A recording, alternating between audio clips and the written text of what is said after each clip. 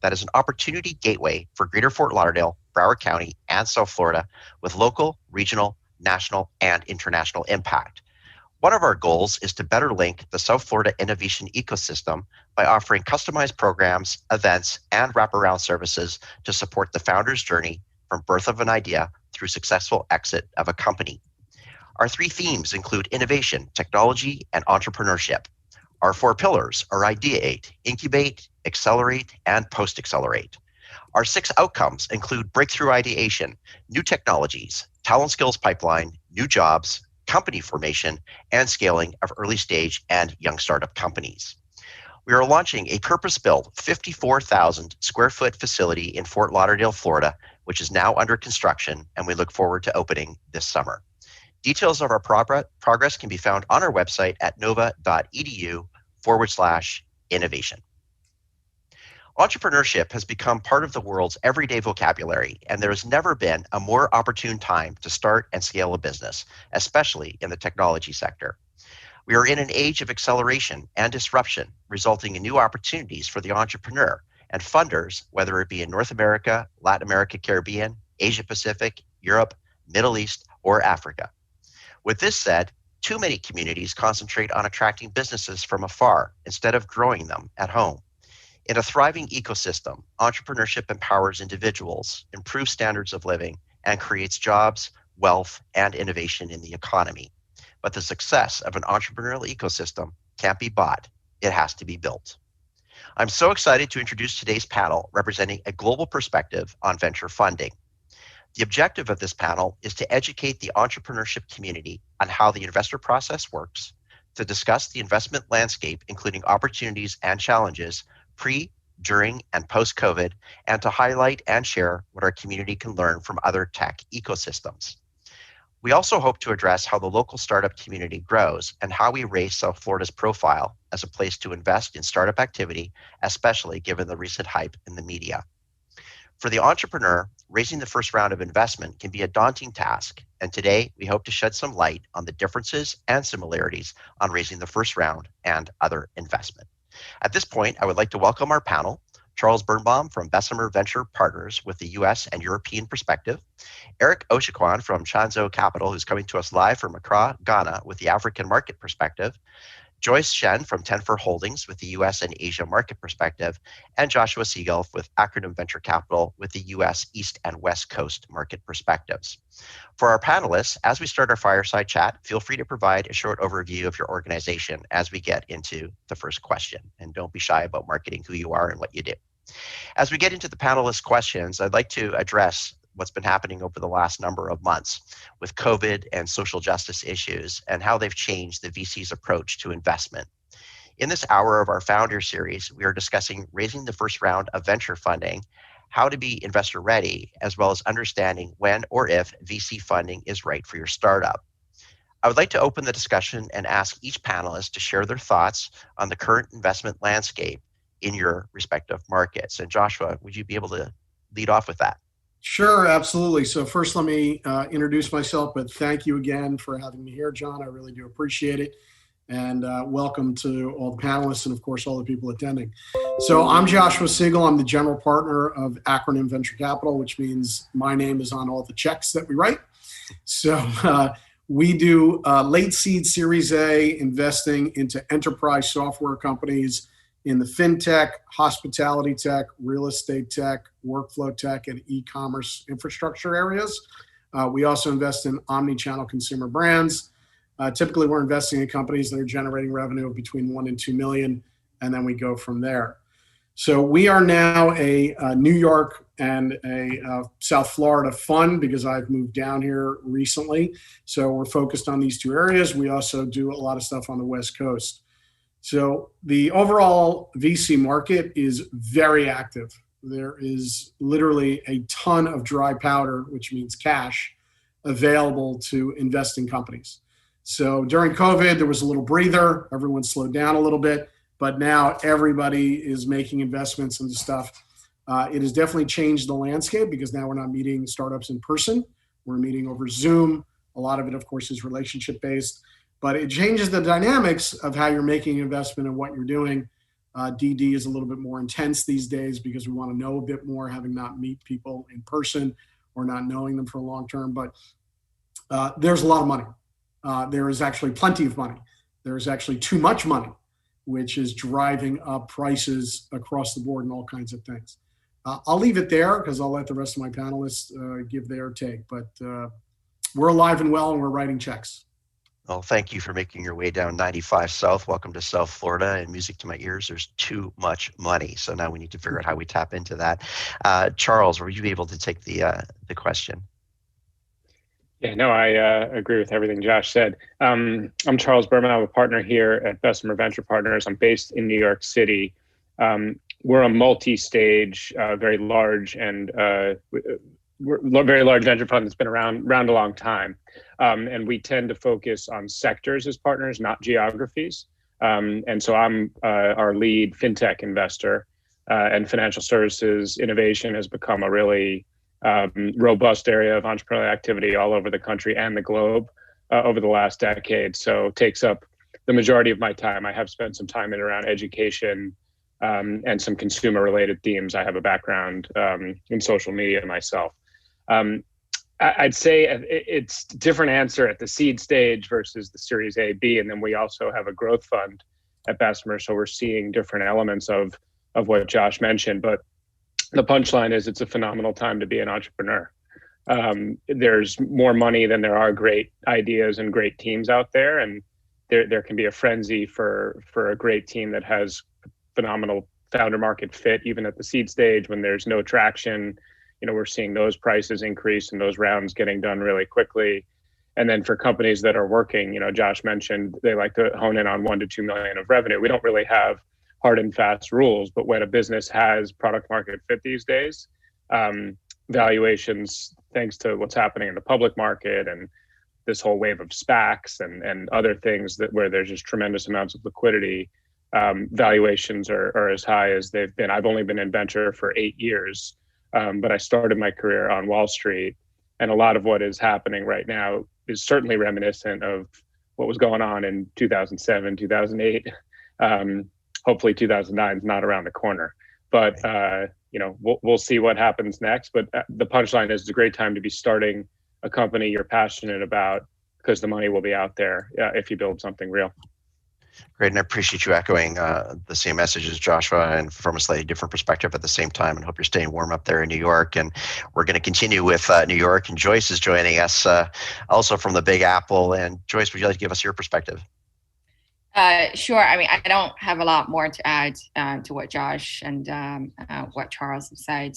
We at Tenfore Holdings invest across different stages of the company, generally as leading investor. And so I think what Joshua said about doing due diligence remotely, that makes it even more interesting and more work. But it is active market. We tend to invest mostly in enterprise software and data companies, and so we see a lot of opportunities out there with company working with data across different verticals. So I like this idea of expanding your backyard in terms of where the investment opportunities are, and it's not necessarily what is in your backyard any longer. And I think that's one thing that COVID has taught us, is to expand our opportunities beyond our typical geographic borders, and presents new challenges, but also new opportunities. So Eric, I know it's not snowing over in Ghana, in your region of Africa. You're not shoveling any snow. What's going on from your perspective?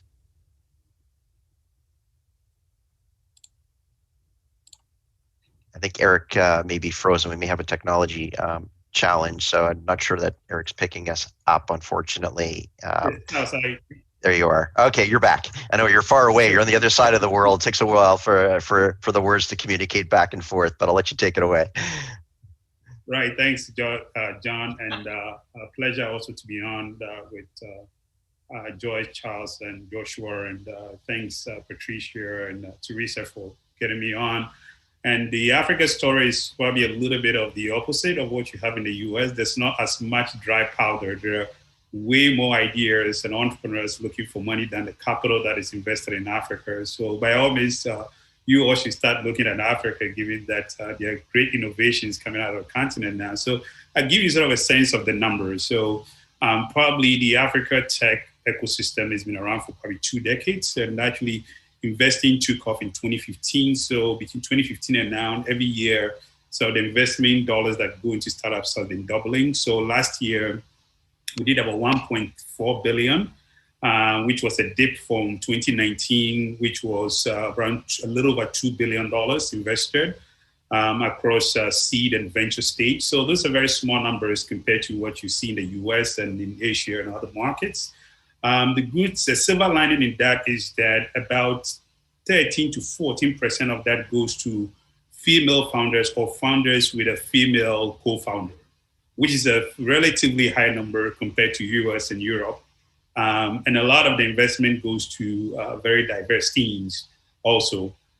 We don't have the exact percentage from that, but it's probably around, a bit above 60%, 55 to 60% in that direction. In terms of countries, obviously, I guess for the audience, Africa is a continent of 54 countries, 55 now. So the countries that get the most investments are, Kenya, Ivory Coast, Nigeria, Ghana, Egypt, and South Africa. Last year, Ivory Coast didn't do too well, so it was mostly Egypt in North Africa, Kenya, Ghana, Nigeria, and South Africa.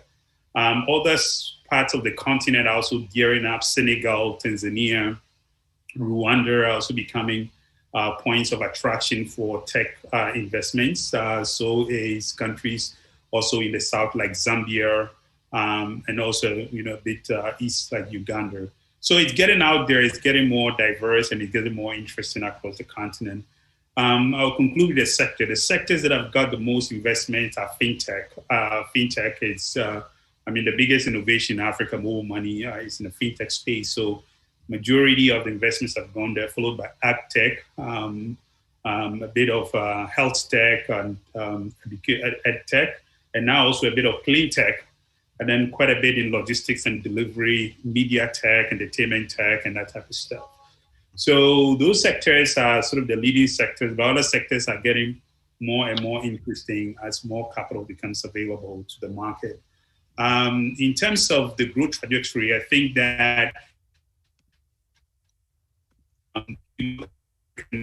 this is the common market that was created in Africa in 2019.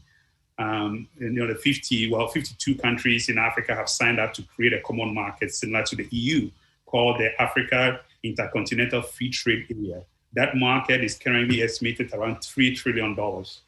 And so there's a huge market out there for African entrepreneurs to grow from the countries where they start into the continent and be able to capture that market. The second important anecdote in that growth trajectory is an emerging middle class in Africa, which is currently estimated at about 34%. And that middle class has a disposable income around between $2 and $20 range. So there's a strong emerging middle class that consumes technology that is a market to go after. And then finally, sort of the population, the demographic dividends it's also very strong in Africa's favor. Of the 1.3 billion African population, about 70% of 19 years and technology that are building these innovative technologies that are solving challenges on the continent. Great, thank you for that. And I have some African statistics that I'll be using to incorporate into another question. It'd be interesting to get your feedback on that. Next, I'd like to go to Joyce. You're author of a book entitled From Talking to Doing, A Short Guide to Corporate Innovation Success.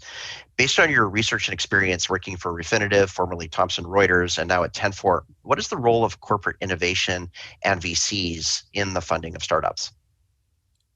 Yeah, thanks for that question, John. I wrote that book based on my experience running emerging technologies and starting a corporate venture fund for Thomson Reuters, now called Refinitiv, which is now part of London Stock Exchange. It's, from a market perspective, there is a significant rise of innovation teams and corporate ventures.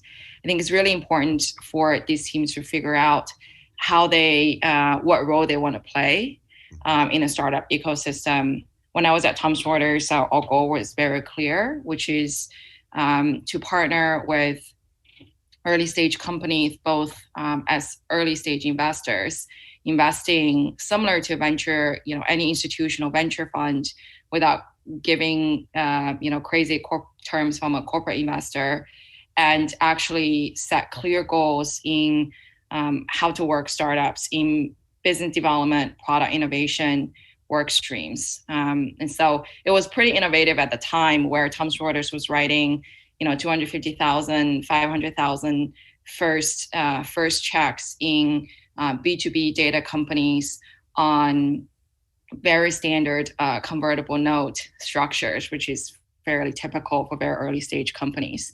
So I think the punchline is that for a lot of the corporate venture and innovation team out there, I think one, they can be very useful connectors for early stage companies, but recognizing that these early stage companies have very limited resource. So they should be very clear with respect to the goal that they want to accomplish together. And then two is, if they were to invest in these companies, they should be additive to the institutional capital versus be a dominant or a kind of a varied force in the capitalization, because that wouldn't serve startups well in the long term. So it also makes me wonder if we should be doing other panels that focus on intrapreneurship and building from within. And I'm watching a specific technology company here in South Florida that's about 6 years old now and started off small and has been growing by leaps and bounds by identifying these onesies and twosie entrepreneurs and then acquiring them and allowing those entrepreneurs to focus on what they know as subject matter experts, and then allowing the new ownership to go and secure the resources to expand. And I hope we see more and more of that type of a model moving forward. I know it's a great pathway for entrepreneurs to be able to pursue, knowing that they have support around them and not having to worry necessarily about raising the money per se. Joshua, I know you have a little bit of a double-edged sword, John, because you don't necessarily want to stifle an entrepreneur by putting them into a big corporate atmosphere where there are rules. True. Entrepreneurs don't like rules. That is true.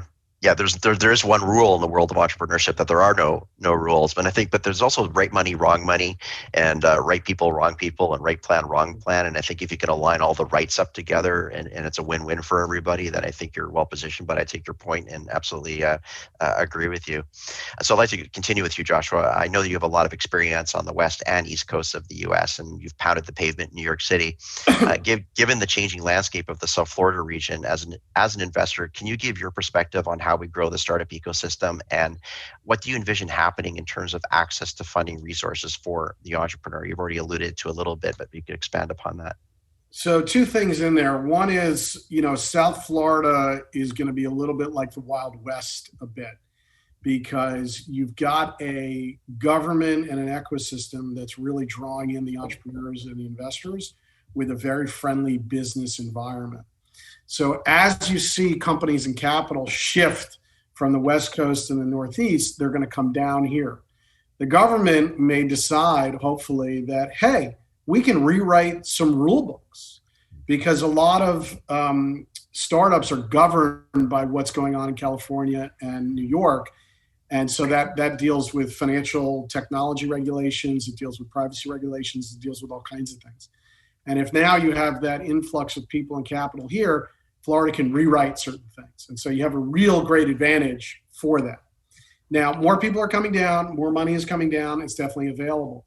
You definitely still need a local leadership where the people that have capital that are down here, instead of investing in just real estate and restaurants and hospitality, they need to start investing in other forms of technology.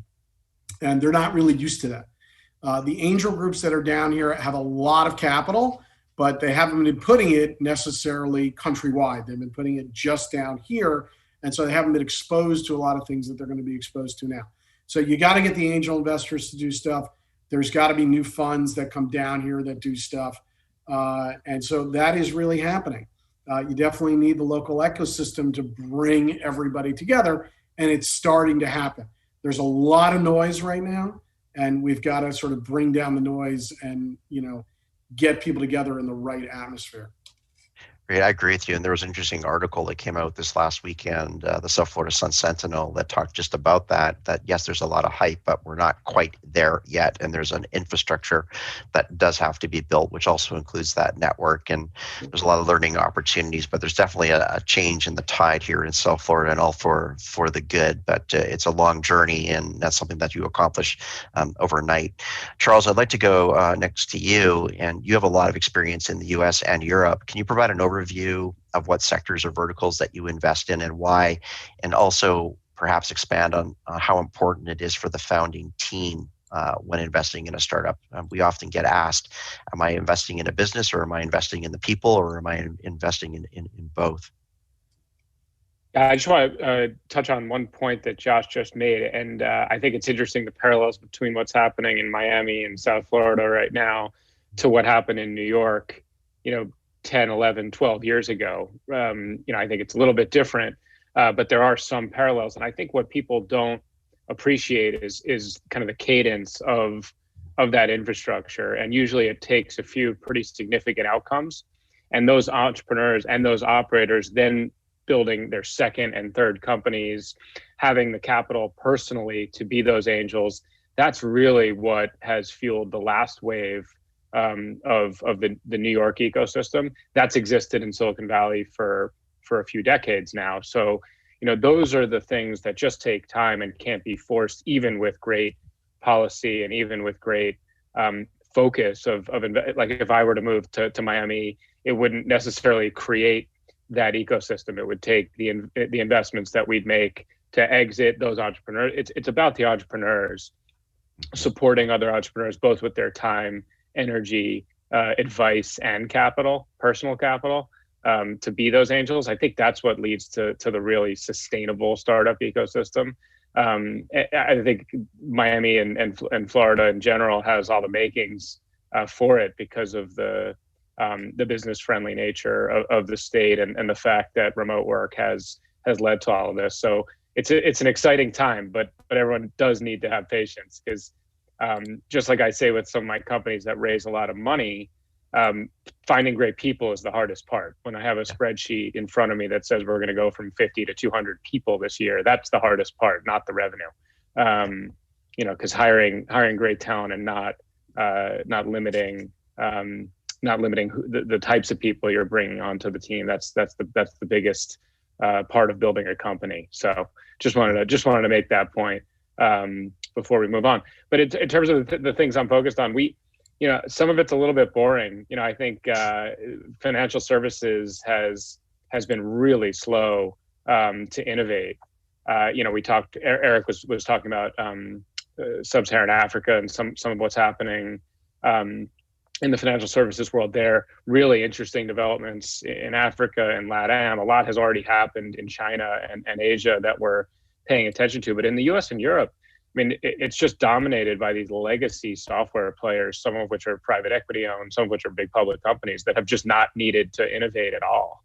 So the systems that we're all living with, whether it's when we open a bank account, buy a life insurance policy, close on a mortgage, there's some startups that are really highly valued and well funded, but they've barely made a dent in the ecosystem. So still really focused on just the simple digitization of consumer experiences across the financial services landscape.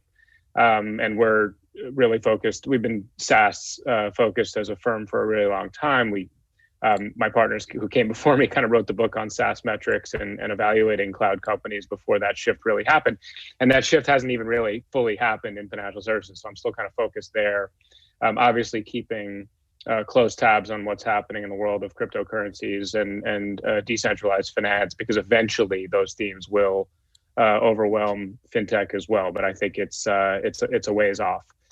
And then in terms of education, which I mentioned too, I think there's a massive wave of change coming in higher ed and secondary education in the US and in Europe and in developed economies, because I think private post-secondary institutions have been a raw deal for many millions of people. And I think now that those people are in the workforce, saddled with debt, I think they're going to be more likely to allow their children to try new things and to not go the traditional route, which is not really delivered for a lot of people. So again, back to the theme of things take time.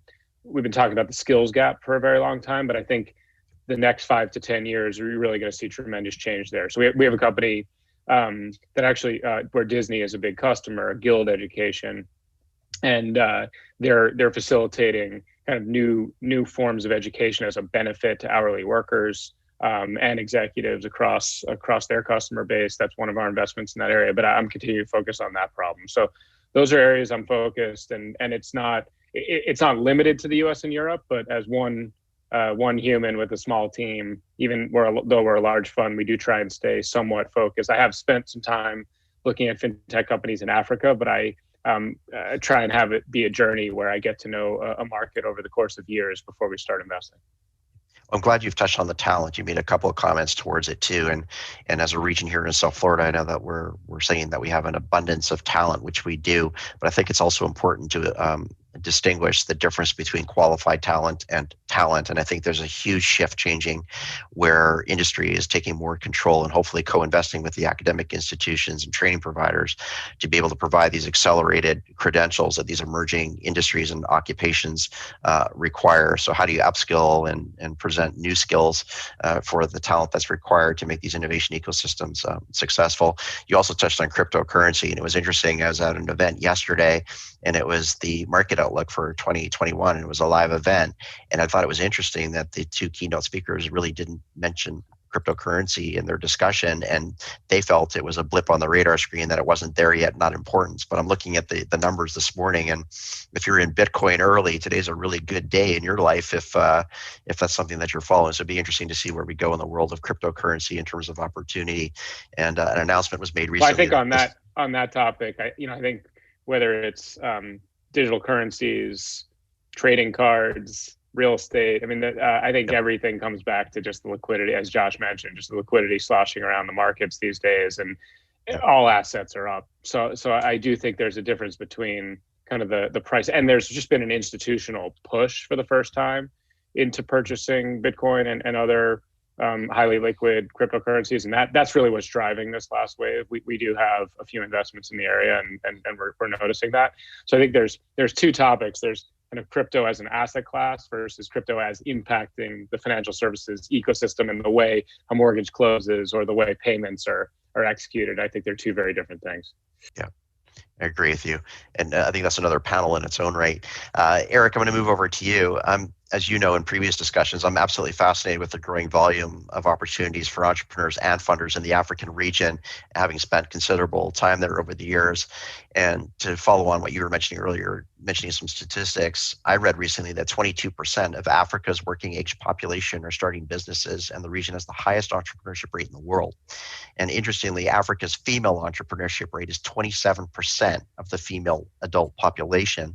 I also read that Africa has a lot of survival entrepreneurs who were pushed into entrepreneurship by unemployment. So given the challenges that are associated with access to capital, political instability, high tax rates, corruption, strict regulations, and the list can go on, what does this mean to the entrepreneur and the funders that are supporting them?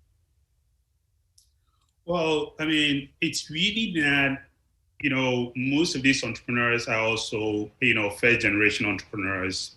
And I kind of said in my intro, probably, this most of us are kind of new to this.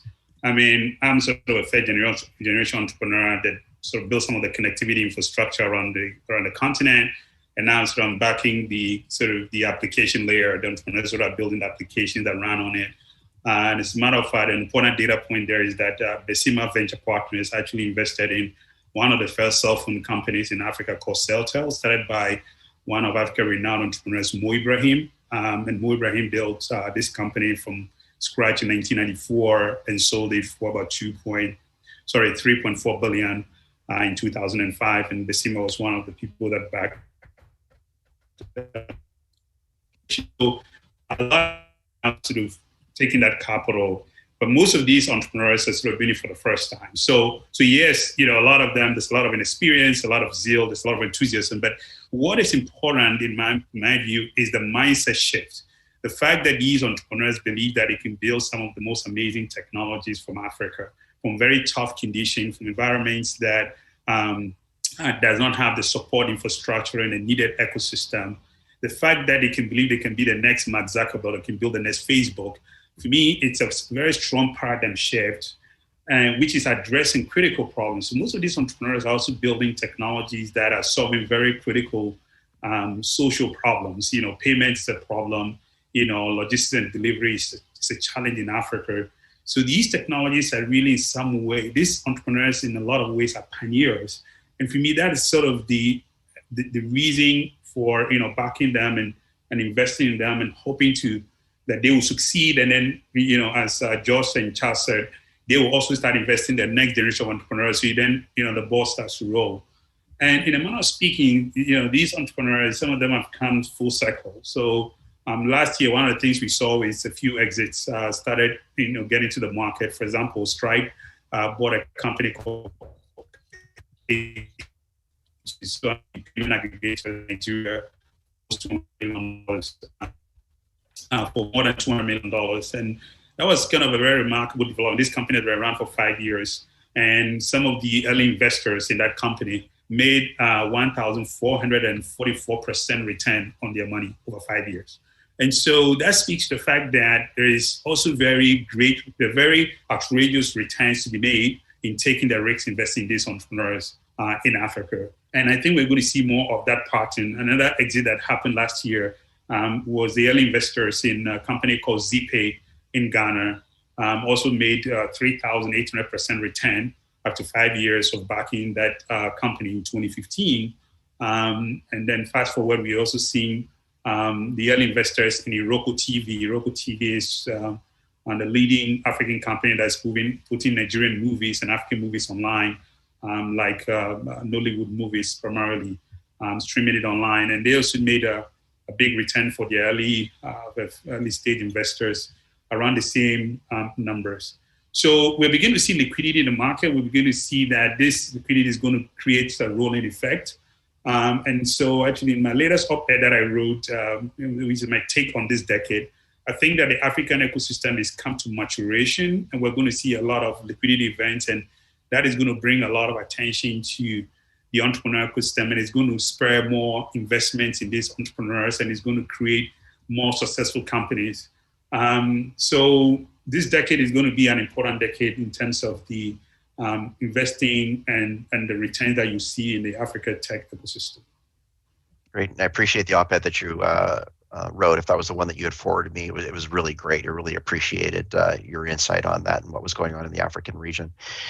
Joshua and Charles, continuing on with what Charles had said in a previous question, what has your experience been, if any, investing in the South Florida startup ecosystem? And what do you see as the main challenges, and what do you see as the main opportunities? It's kind of an open-ended question, so I'll let that take that in the direction that you'd like to.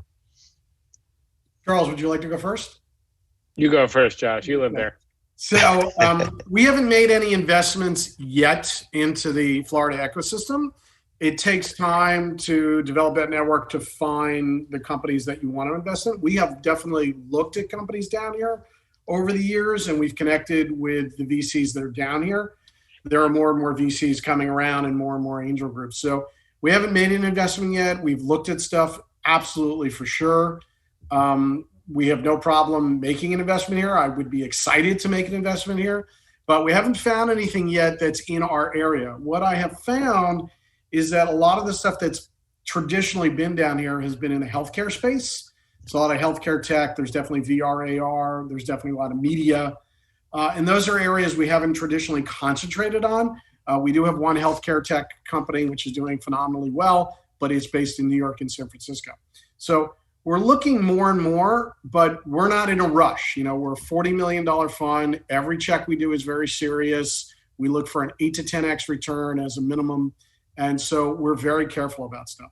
I can tell you that stuff that I've looked at recently is a bit frothy. I think that a lot of people that are moving here are getting their cues from the West Coast, more so than from New York. They're expecting higher valuations than otherwise would be. New Yorkers, and Charles will tell you, we think very differently than the West Coast. And so we're more about real businesses and real multiples, not oh, you made $1 million, you're worth 30x. We don't do that. So we're very careful about that. So, that will come to pass, but we're seeing stuff, and I'm excited to write a check. I'd love to write a check. I got to find the right company and the right team and the right market, all the things that go into making an investment. Well, I know a great resource coming to South Florida that will expose such opportunities to you called the Levan Center. All right, Charles, thank you. Appreciate that, Joshua. Charles, do you want to take that? Yeah, no, I personally haven't made any investments in Florida, but I have looked at some companies, headquartered there. I'd say, it comes back to, you mentioned earlier, like, what do you look for in a team and in a company? To Josh's point, I think the earlier it is, the more it's just about the team and the market. But I think personally, I would have a little bit of a concern if it's a highly engineering-driven organization with the need to really build out that staff in the Florida market. Is there enough resource, and has that team built out that type of organization in the past? So even at the seed stage, I would question that right now based on where the Florida system is. We have had great companies have significant operations in Florida. I have a company, Bread, that I just sold to Alliance Data Systems late last year. We had a very significant operation in Tampa that was critical to the company. A lot of great talent there, really across the organization. So there are a lot of companies that have had teams in Florida, but we haven't had one that was headquartered there yet. But I have talked to quite a few over the last several months, and just like Josh, eager to make an investment there. I don't necessarily think about kind of valuation regionally. Josh, maybe I should, but I think it's just about, I think valuation, regional expectations do impact the valuation of a deal. We just try and not react to that. We try and kind of make our own decision based on kind of the stage of the company and how excited we are. And at the earliest stages, it's more about ownership than multiples these days, because it's been a while since I could justify any valuation multiple on an early stage SaaS deal, probably 4 or 5 years. So I'd say we haven't done it yet. Where we have started to see more deal volume out of Florida over the last few years. And I'm sure we have made investments in the past. As I said, I've only been at the firm for 8 years. We've been around since the 1970s and 80s. So I'm sure we've had Florida companies in our past. So just to top off what Charles said, the issue on the valuation is more of what the entrepreneurs or the founders are thinking about, and then how we look at it, doing a reverse valuation based on how much they're raising and stuff like that. I would say, though, it is very regionally affected. In San Francisco, at the early stage, there's a lot more money, and so angels will give you a higher valuation to get into a deal. By the same token, when you're trying to invest a $50 to $100 million check like Tiger Global, they have overvalued companies tremendously so. And that's just the reality. When you're putting a large check in and you only want 5% ownership, or the founder's only willing to give you that, the valuation can jump. You look at a company like Hopin, had not even 20 million, and it's worth $2 billion. It's not a $2 billion company, right? So, but it's about how much money is at play. And so all that. Josh, I think my point was just, I think it's happening everywhere. I think it's happening everywhere, not just San Francisco. That's why I say it's like, it's less. I think at that point a few years ago was there, but now the money is just everywhere. But I think it'll come to Florida too, as long as people build good companies. Yeah. Well, we have a tagline in South Florida that's being more promoted now than ever before, and it's work in the cloud, live in the sun. So hopefully that brings new opportunities for those funders and writing some checks as we move forward. I'd like to open the next question to all of our panelists, and perhaps Eric, you can start when we get through this, but I'm often asked different pieces of advice, and wondering from your perspective, what kind of advice can you provide to an entrepreneur when deciding on the amount to raise? This is something that comes across our pathway every single day. There's probably not a single black and white answer to this, but do you have any answers or perspectives you'd like to add on to that question? Well, as Joyce and Charles said, at an early stage, as an investor, you're mostly backing the team, right? And so you want to, build some relationship with the entrepreneur, the founding team. And also you want to assess that the problem they're solving has a big enough market. In our case, our focus is Africa. So we want to see that that problem is able to replicate across, the 1.3 billion people across the continent. If it goes global, even better. But most importantly, also, we want to be sure that the team can execute. And so we have internally something we call execution risk, which is really the risk that you spend time trying to figure out when you are trying to back an entrepreneur, that would they be able to execute on this idea, on this solution that they have? And sometimes the founding team may not, but you may also then ask yourself then you ask yourself the second question: can they bring on people that they can work with to, execute on the idea? So at an early stage, that becomes a very important question to answer. And that leads to the next point, which is that then how much capital do they need?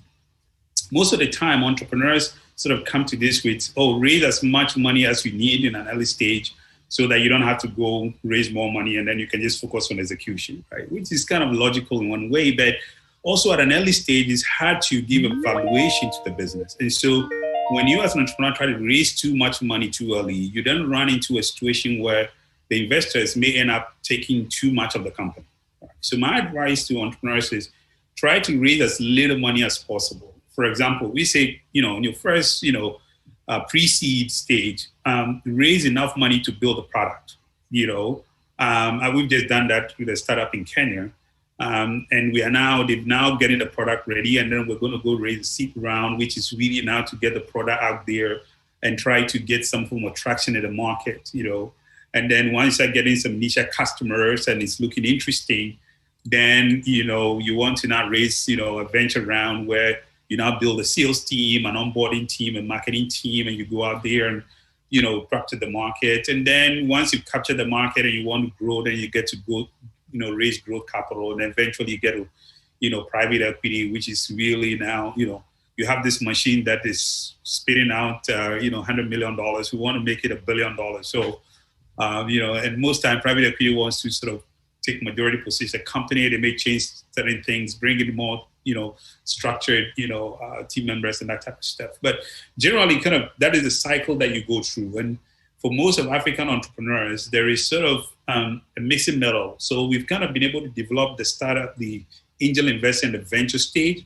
What is really lacking is growth capital. And to some extent, venture. There's still some venture capital, but not as much of it. And then there's a lot of private equity that is sitting up here. So actually, if you take a lot of the big, US or global private equity firms, a lot of them set up Africa funds, and some of them have had to shut it down because they were not getting a lot of deal flow. So what's happening in Africa is that you have a lot of angel stage investing happening here, and then some venture, and then there's literally no growth, and then there's a big private equity up here that is looking for deals. So for us, our new fund that we're raising is a growth fund, and the reason is that within our portfolio, so we see the companies get to the stage where they need growth capital. And so our new fund is focused on growth. And by that, we mean taking companies that are doing well in one country, they've proven the model, they've got customers, they are market leaders, or they have significant market share, and now they want to go into multiple countries.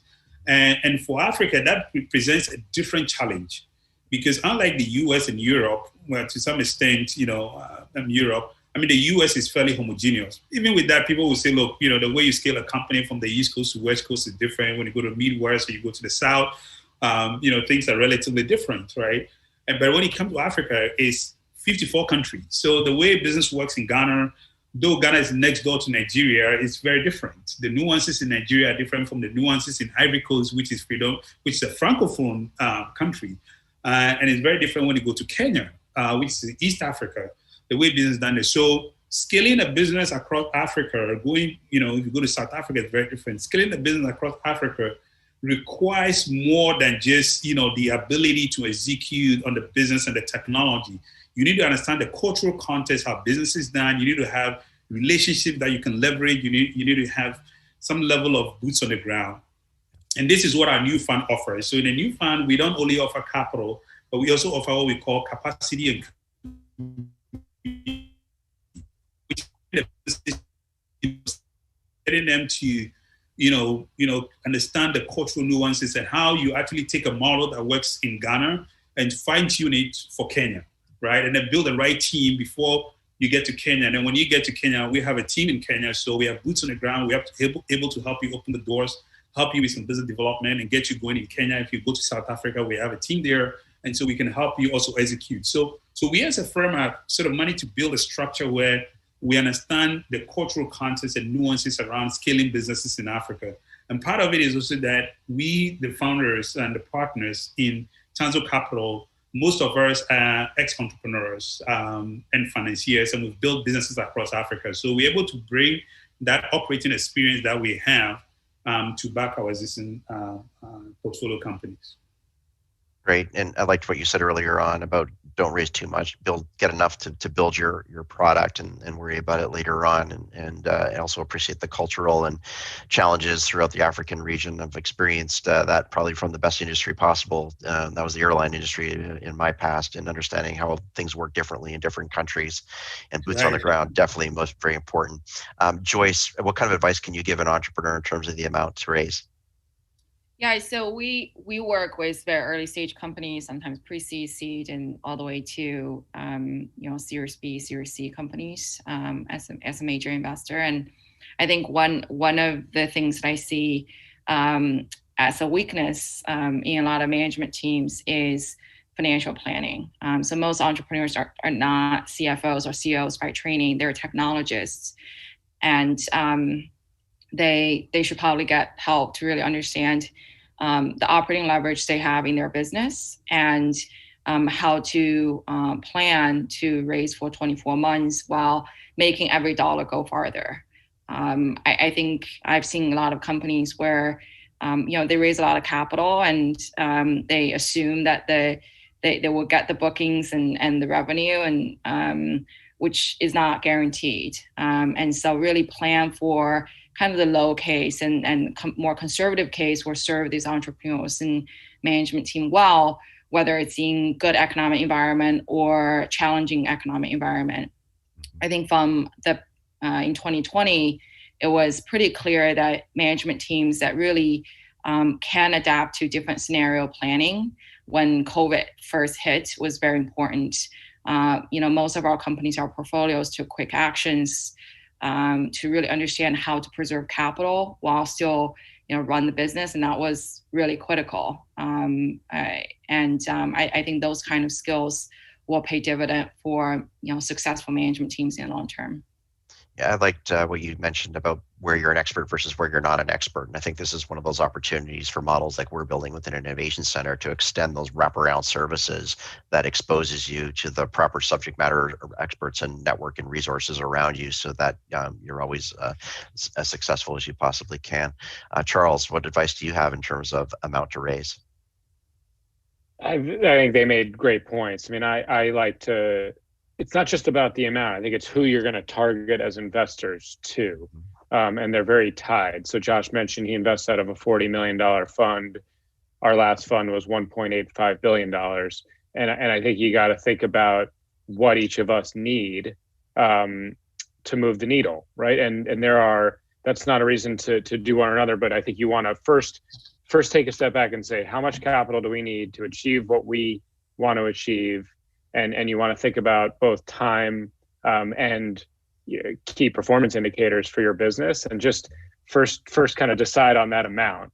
Then you want to think about who do we want to work with at this stage? What do they need to be successful? So they're not pushing me down a path that is unnatural for what we're trying to do. So if it's a really high growth play, it's going to require significant capital no matter what.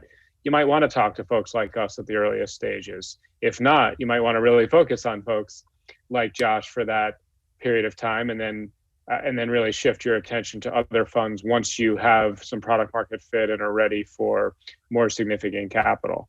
That being said, funds like us these days are playing at every stage, as I'm sure Josh sees, because of how competitive it is in the market. And so I really do encourage entrepreneurs, even my friends who are entrepreneurs, to really think about what they want and what they need in a partner, and before they just go and start engaging with investors. So I pick that amount first, then pick the type of fund you want to be working with, then kind of make your list and get going. Great. That's great advice. And Joshua, you get the final word on this one. Sure. So I would agree with all that. And just to extrapolate on what Charles said is that, the attention of a partner or principal or whatever level you're talking to at a fund is directly correlated to the size of the check that they're going to write into your deal. So don't be convinced that you have to go to a multi-billion-dollar fund if they can't pay attention to you, depending on the stage. So the stage we play, which is late seed Series A, we're helping companies not just with the check, but with revenue. So I will pay attention to every single company I write a check to. That's very important to me. We get these companies ready to then take money for 20, 50, 100 million from companies later on, right? And so we're happy to play in the space. We love it. We get our IRRs. If we divulged our IRR numbers to PitchBook or Preqin, which we do not, we'd be a top 5 fund in the country. Like we just don't provide that data. And this is across 3 funds now. So, we know what we're doing. That being said, not every company will get a check from us, and not every company we invest in will do really well, but we provide much more than capital. I will say, just from a data and like actual dollar amount, companies at the stage we invest should be looking to raise for 18 to 24 months of operational runway. Know what your budget is, know what you're going to get to in terms of your key performance indicators, your milestones, whatever it is, and raise for that runway. Before you take a single dollar from us, or before we give a single dollar, we're going to determine who's the next investor. Might be us. We will participate for sure. But we want to know that there's somebody else out there that's going to write a bigger check as well. So those are like real metrics that you've got to hit. But trying to raise for like 5 years of runway when you're late seed Series A is a mistake. You're not going to do it. Don't even bother. So be sure that whatever you're raising is the number you need and the number that's realistic to get you there. And you've got to look at valuation and all that sort of stuff. So great advice by all of you, and I appreciate that. Globally, entrepreneurs around the world share many personality traits, including a high level of technical or entrepreneurial talent and a hunger to create something amazing. Experts say there are different entrepreneurial norms and behaviors at play in each region, and thinking globally is becoming important for all entrepreneurs. Attempts to replicate the Silicon Valley model in different cities around the world has failed for the most part, meaning blanket practices are not the solution to a successful innovation and entrepreneurial ecosystem. I'd like to ask the panel what this means in terms of global best practices for entrepreneurs and how the investor fits into the equation. And I'm just paying attention to our time. We have about 6 minutes left for this hour before we end up. And I'd like Joyce to perhaps lead that off. I think leadership traits, it's transcends geography. So I think, best leaders, wherever they are, whatever kind of companies, demonstrate similar traits. Entrepreneurs are natural risk takers and adaptable. But the kind of work and critical thinking required as company gets bigger or is different. Some entrepreneurs can take the company all the way to IPO, and other entrepreneurs can't. So I think it doesn't really have a geographic line when it comes to leadership. It's a lot of the traits that are being well studied that fit, I think, what a successful entrepreneurs look like. Great, thank you. How about Eric? Would you like to chime in on that one? Yes. I'll be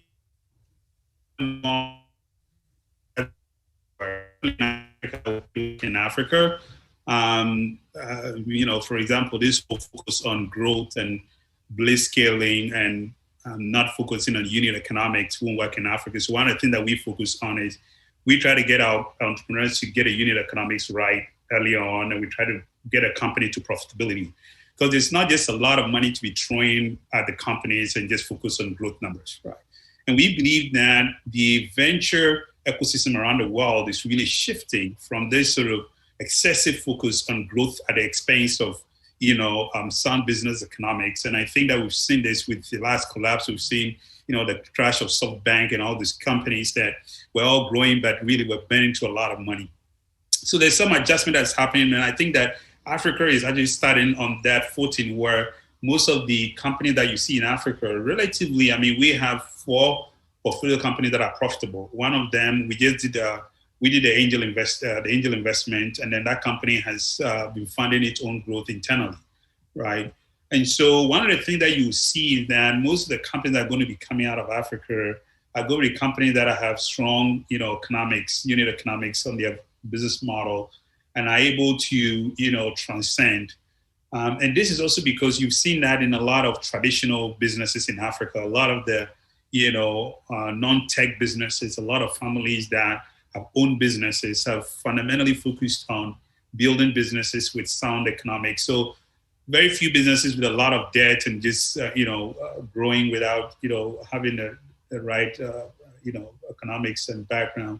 And so that's definitely something that you'll see in Africa. I think also that you're going to see from Africa a lot of tech companies that are really applying technology to solve unique problems and creating innovative ways. For example, one of our portfolio companies in Kenya is a company called FinAccess. And what FinAccess does is they use blockchain technology to create a ledger for micro lending and what you call microfinance institutions. Locally, you call them SUSU. So, informally, Africans save and lend to each other. So what they've done is that they've taken blockchain to build a system that you can take that informal sort of lending, savings and lending activity and bring it into the formal sector and brought it online.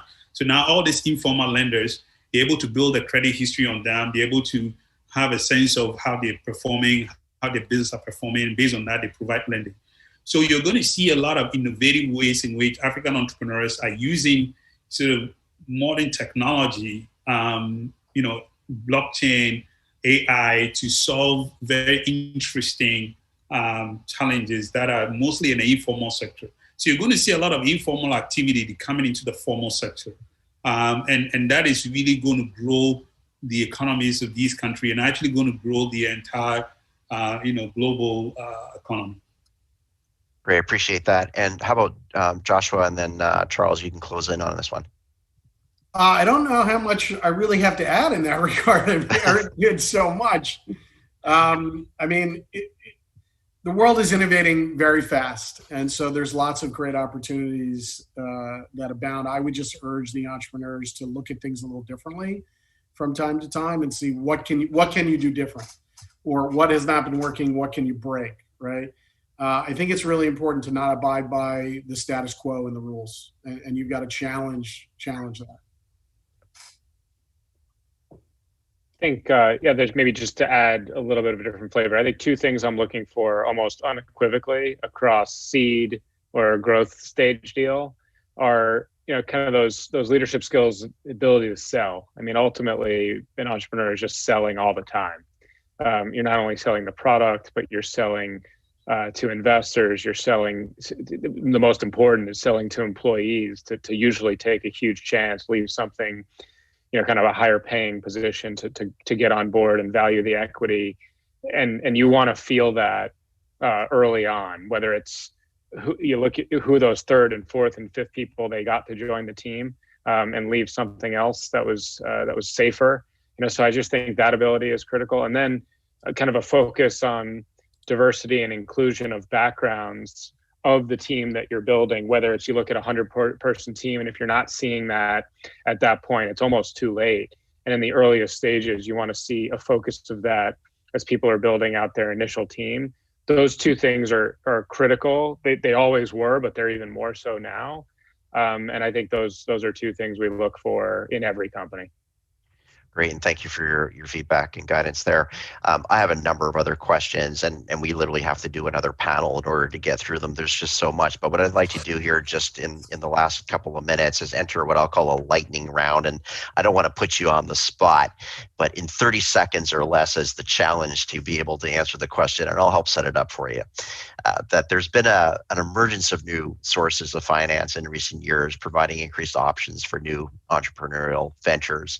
Technology technology parks, startup incubators and accelerators, business angels and angel investment organizations, equity crowdfunding platforms, venture capital funds, corporate seed funds, and institutional investors, directly investing in new ventures that have significantly increased the menu of funding channels. So there's a lot of information there. In many cases, by leveraging the disrupting effects of fintech companies and the emergence of internet-based segments of the capital market. What this translates to is a new financing ecosystem. And in 30 seconds or less, which is your challenge, this is your elevator pitch, what is the world going to look like in 10 years as it relates to entrepreneurs and investors? So it's an open-ended question again. And Joyce, not to put you on the hot spot, but what's your reaction to that? I think every person needs to become entrepreneurs. Should be entrepreneur. I mean, that's where the world is moving to. There are a lot of opportunities opened up by technology that were not available, before 5 years ago, 10 years ago. And whether it's for community, for individuals, for companies, there are just a lot of ways to apply entrepreneurship. I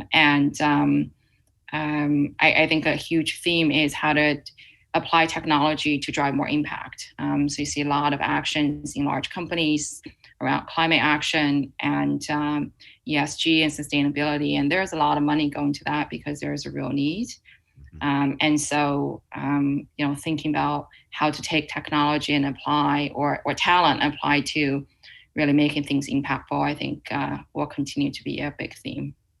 Great, thank you. Eric, 30 seconds or less, what's your response? I think that the same way the barriers to starting companies have come down significantly, the barriers to investing are going to be coming down significantly. And so in a manner of speaking, there'll be some equalization, there'll be more, what I call democratization of investing. So there's going to be, micro, mini ways of investing. And so that's really going to help with sort of getting the entrepreneurs where they need to go. And I think that there's going to be a lot of impact investing as well. I agree with Joyce that if you look from an African perspective, a lot of these entrepreneurs make tremendous impacts in the things they do. And there's going to be a tremendous focus on gender, gender teams, or what we call gender forward in the early stage investing, because they're also in the investing ecosystem. Great, thank you. Joshua, what do you think? So I am a little worried about the democratization of investors. The Reddit, GameStop situation was a perfect example of, mistakes in the system. But that's public markets and people can do whatever they want. In the private markets, there are angels out there. They can afford to lose their money. Funds, similarly, they can afford to lose their money because everyone in it is accredited. And so I think you got to be very careful about opening up the floodgates to everybody to invest in anything they want, depending on the stage, right? The problem is stages aren't really defined other than the valuation. So you can have a company that's all of a sudden worth $1 billion. It's not making any money. Like it's losing a lot of money. Is that a right company for someone to invest $10,000 that might really need that? The other issue is getting it out, the liquidity. So I think there are platforms being developed, the secondary markets, Carta is doing it, a bunch of others, where you can actively trade these private companies, but it's only when there's a willing buyer and a willing seller, and that doesn't happen every single day. Right. That being said, there's a lot of money. There's going to continue to be a lot of money. SPACs are proliferating. And so there's going to be opportunities, but really at the early stages, I think limiting it to the professional investors and people that can lose that money is really where it needs to be. Because otherwise you'll just see a lot of people out there that are really good at selling, as Charles said, except they might be selling you something that you don't need, you don't want, nor is it real. Theranos is a perfect example of this. So you got to be careful. You really just have to be careful out there. In 10 years, there'll be plenty of money still around. There'll be lots of companies, and the money will be in lots of other areas as well, I mean, geographically. Great. So speaking of Charles, he's disappeared off of my screen, so I don't know if he can hear me or not. But he had to run. Okay. All right, so I won't give him the closing remark on that. So what I'll do is I'll wrap up with some key takeaways. In terms of key takeaways from today's conversation, new technologies, evolving customer demands, and societal shifts are rapidly changing the business landscape. These factors have paved the way for new companies, niche markets, disruptive industries, as well as closely knit global teams. To be successful as an entrepreneur and investor, one must be ahead of the curve to understand what these changes have to offer. You must keep yourself up to date on the emerging entrepreneurship trends locally, regionally, nationally, and internationally. And that's why I really appreciate the panel that we've been able to have here today, because we truly represent the world. And it's so important to know what's going on everywhere else and then be able to localize that.